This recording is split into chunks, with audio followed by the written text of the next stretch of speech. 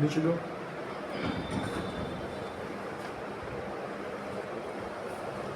પતલું section લઈ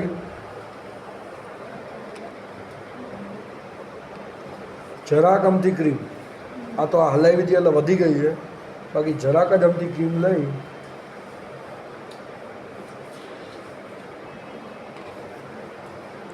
ઉપરથી નીચે 1 ઇંચ છોડવાનું ને સર, રૂટથી 1 ઇંચ દૂર લગાડવાનું. જ્યારે લગાડો ત્યારે 1 ઇંચ દૂર, પણ જ્યારે કામ કરતા જ્યારે મલ્સીપે કરતા નજીક, પણ રૂટ્સમાં અંદર નથી ગાળી દેવાનું.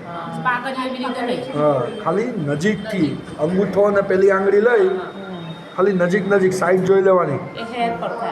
સાઈડમાં રહી નથી જતું ને, આ વસ્તુ ચેક કરી લેવાની ખાલી કે સાઈડમાં ખૂણામાં રહી નથી જતું ને. મલસીભાઈ કરી અને છોડી દેજો.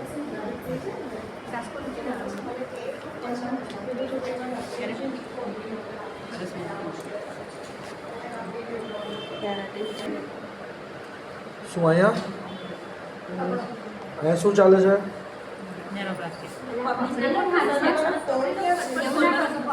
આ બાજુ છે ખાલી પકડી રાખો.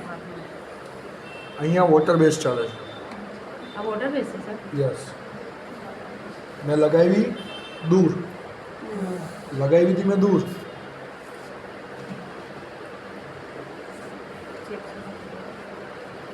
એવું નહીં તો આ ગેપ છોડી નાખો, થોડુંક નજીક બી લગાવવાનું.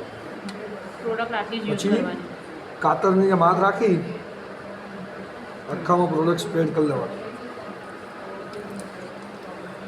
તમારા હાથ ઉપર પ્રોડક્ટ રહી ના જવી જોઈએ.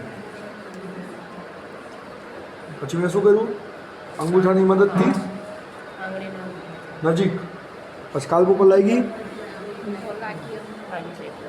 સ્કાલ્પ ઉપર ના લાગી.